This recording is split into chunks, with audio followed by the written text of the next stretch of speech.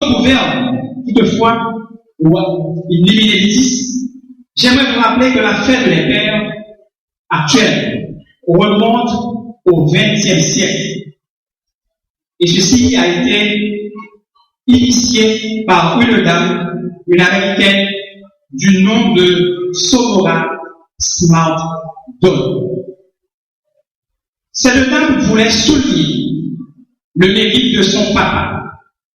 Son papa qui, seul, depuis son veuvage, élevait sa fille et ses nombreux frères et sœurs. Reconnaissante, Sonora proposa une célébration comparable à celle de la fête des pères. Ainsi, en 1924, le président américain Calvin Coolidge se montra favorable à la création d'une journée nationale consacrée aux pères. Mais ce n'est que récemment, en 1966, que le président Lyndon B. Johnson l'institua officiellement en fixant la date au 3e dimanche du mois de juin. Entre-temps, l'idée a fait son chemin dans le monde.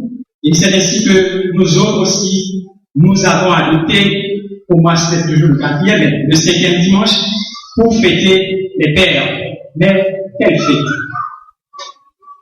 Quand on considère un père, on a toujours tendance à ne regarder que l'aspect autoritaire. Mais ce matin, je veux considérer avec vous d'autres aspects du père, d'autres facettes du papa. Et c'est pourquoi le titre de notre méditation de ce matin est « Qu'est-ce qu'un papa ?»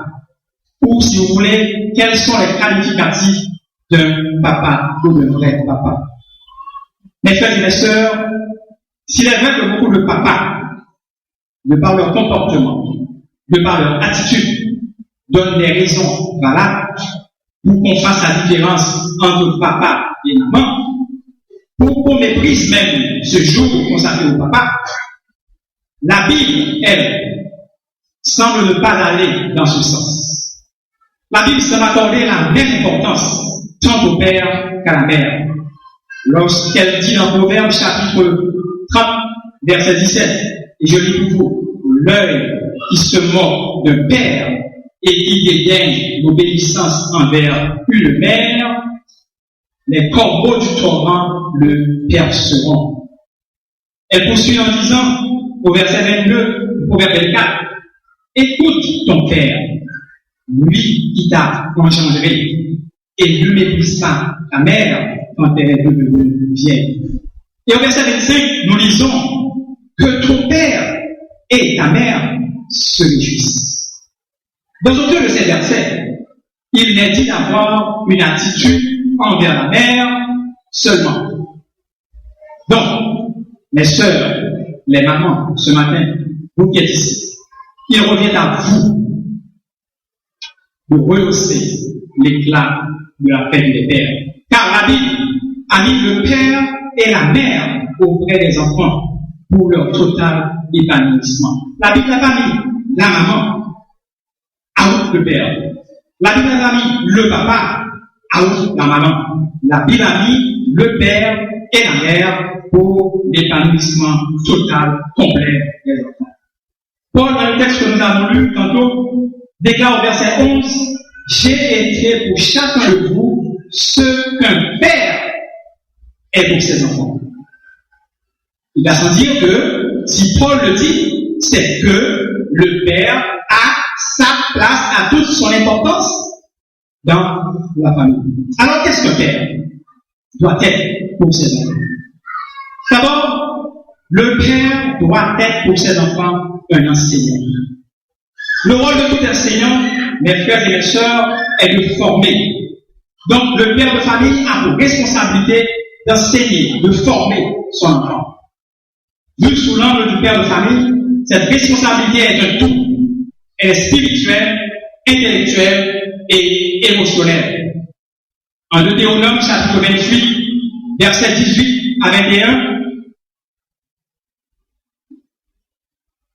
Dieu donne au père la responsabilité d'enseigner, d'instruire, de former les enfants en suivant la parole. Et cette responsabilité, elle ne peut être laissée à certaines institutions religieuses telles que l'Église ou l'école du dimanche. Nous avons tendance, surtout en Haïti, à penser ou à vouloir que l'école du dimanche et l'Église fassent votre boulot à votre place. Non. En tant que père, en tant que papa, nous devons instruire nos enfants dans la parole de Dieu chez nous. Et ce n'est pas seulement au culte de famille que nous devons faire preuve d'enseignants. Pour être valable et efficace, l'éducation doit se faire partout. La Bible dit, dans le Deutéronome 28, tu les enseigneras à tes enfants quand tu seras dans ta maison, quand tu seras en voyage, quand tu te coucheras et quand tu te lèveras. En un mot, c'est dans toute occasion que nous, papa, nous, pères de famille, nous devons enseigner à nos enfants. Et comme le Seigneur, le Père est un modèle pour sa famille, pour ses enfants. Les enfants suivent toujours l'exemple de leur papa. Et vous savez, la meilleure façon de les enseigner, les frères et les sœurs, et surtout papa, c'est de leur donner le bon exemple. N'oubliez pas que les enfants sont d'excellents observateurs. Notre Seigneur, il reste pour nous chrétiens le modèle le plus parfait. Nous n'avons jamais pu nous donner le mauvais exemple. Au contraire, Christ nous donne l'exemple qu'il est un enseignant. Et nous le voyons chaque fois, à chaque fois, il édifie, il élève, il console, il exalte son Église. Ainsi devrions-nous être, papa, des exemples pour nos enfants.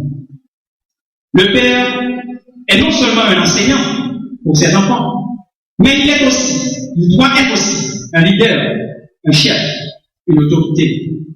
Et là, je comprends lorsque, assez souvent, on prend le Père comme quelqu'un qui dirige qui, corrige qui, a de l'autorité, qui exerce son autorité. La première idée, effectivement, qui vient à l'esprit, quand on parle de papa, c'est quelqu'un qui établit les règles, c'est quelqu'un qui corrige. Mais oui, les enfants ont besoin d'être corrigés. Les enfants ont besoin d'être disciplinés. Pour devenir les adultes responsables, ils ont besoin de discipline.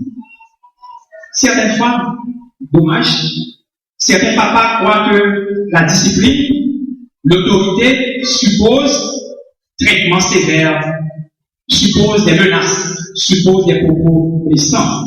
Or, dans la Bible, la discipline parentale n'est pas associée à la dureté. Au contraire, elle est associée à l'amour, à l'exemple de Dieu, selon Hébreux chapitre 12. Le père, en tant que patriarche de son foyer, a la grande responsabilité de jouer son rôle de dirigeant vis-à-vis de ses enfants. Il a le devoir de contribuer à créer un foyer où l'Esprit Saint puisse demeurer. Il doit participer activement à l'établissement des règles et de la discipline familiale. Et ces règles doivent être établies sur le Seigneur. Au psaume 127, nous lisons « Si l'Éternel ne bâtit la maison ». Cela veut dire que le père de famille, il doit savoir que le foyer doit se reposer sur l'Éternel. Sinon, ce sera comme un château de cartes. Et n'importe quoi, n'importe quel vent peut le détruire. Papa, vous devez marquer le cœur de vos enfants quand ils sont petits. En étant leader, en étant l'autorité de la famille, papa, vous devez être à l'écoute de vos enfants. Nous devons les encourager dans ce qu'ils font. Avez-vous déjà vu un enseignant décourager son élève? Jamais. Le bon prof, même quand l'élève est un chrétien, l'encourage et l'aide. Alors, vous, père qui êtes ici ce matin, êtes-vous un père qui exhorte? Ou sommes-nous un père, des pères qui exhortent? Sommes-nous des pères qui encouragent? Très souvent, nous, papa, nous pensons en tant que leader, nous ne devons pas nous montrer affectueux envers nos enfants. C'est une très mauvaise pensée. Et à ce sujet, j'aimerais partager avec vous l'histoire d'un petit garçon. Ce petit garçon, il est resté au seuil de sa maison, la maison maternelle, très tard, un enfant de 8 ans. Il attendait son papa qui rentrait de son travail. Et quand il l'a vu venir, il a accouru pour sauter sur les épaules de son papa. Il a laissé sur le père se déshabiller, prendre sa douche, prendre sa nourriture, et il a appelé son papa pour lui dire: Papa, combien gagnes-tu par jour? Le papa n'a pas voulu répondre. Il a insisté, disant: Papa, s'il te plaît, dis-moi combien tu gagnes par jour. Et après maintes hésitations, le papa lui dit: je gagne 12 dollars par jour. Et il est allé. Il est retourné, il a dit: Papa, tu es sûr que tu gagnes 12 dollars par jour? Papa a dit: oui, je gagne 12 dollars par jour. Est-ce que tu peux me donner 6 dollars, s'il te plaît? Et le papa lui dit: mais qu'est-ce que tu vas faire avec 6 dollars? Un jeune, 8 ans, qu'est-ce que tu vas faire avec 6 dollars? Le papa ne lui a pas donné les 6 dollars. Il est allé, il est retourné dans sa chambre avec les larmes aux yeux. Quelques instants après, le papa s'est approché de lui dans sa chambre pour lui dire: mon fils, pardonne-moi, j'ai été dur envers toi. Je n'étais pas tendre envers toi. Voici les 6 dollars. Et le fils de lui dire: non, papa, j'ai eu le temps de trouver les 6 dollars.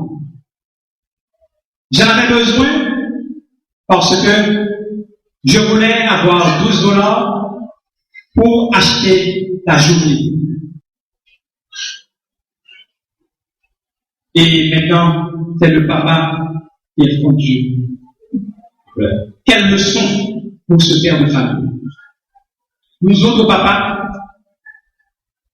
très souvent nous pensons que nous n'avons comme seule responsabilité que apporter de l'argent à la maison. Nous oublions que nos enfants, notre femme, ont besoin de notre temps, de notre écoute en tant que leader de la famille. Et là maintenant, je parle surtout aux pasteurs et à moi-même. Nous pensons qu'il est plus important de passer plus de temps avec les membres de l'Église qu'avec notre famille, avec nos enfants. Et vous savez, je connais un pasteur de l'Amérique du Nord qui eut à dire du rôle de la chair. S'il devait vivre une nouvelle vie et qu'il devait corriger sa vie, cette nouvelle vie, il passerait plus de temps à prier et plus de temps auprès de ses enfants. Les enfants, avions dit tantôt, sont de véritables observateurs. Tout ce que fait, tout ce que dit un papa est enregistré, capté par les enfants. C'est pourquoi nous devons leur donner le bon exemple. Et permettez-moi une nouvelle fois de partager avec vous cette petite histoire. Un papa, une fois, est retenu il n'a pas été à l'église parce qu'il a dû aller travailler le dimanche. Le dimanche d'après, fatigué, il n'a pas été à l'église.